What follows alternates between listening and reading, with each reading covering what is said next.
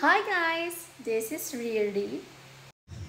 Bali last time pala, natikman ko sa kawork ko na niluluto niya muna yung rekado bago gawing lumpiang Shanghai. Kasi di ba tayong mga Pilipino, inaano na natin, pinaghahalo-halo, tapos tsaka tayo magharap ng lumpiang wrapper. Pero ito, ang gagawin ko, lulutuin ko din yung rekado, no? Ayan.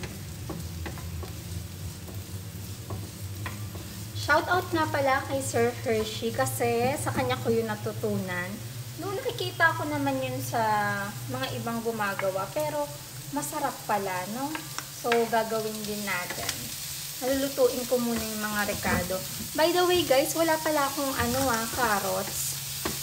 So, kung ano na naman yung available sa ref, yun lang yung gagamitin ko. Kasi syempre, alam nga mamili pa tayo. Budget na budget tayo for today's video, no?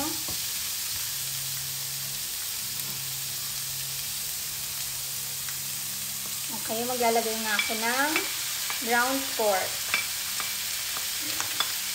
Kaya pala ganyan yung ganyan kasi dinefrost ko muna yan sa microwave.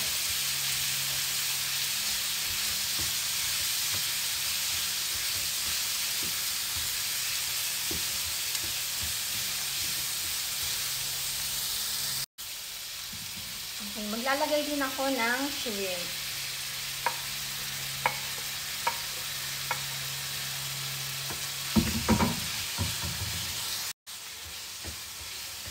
Tapos, maglalagay na ako ng pampalasa. Hindi sa mix. At saka, pepper.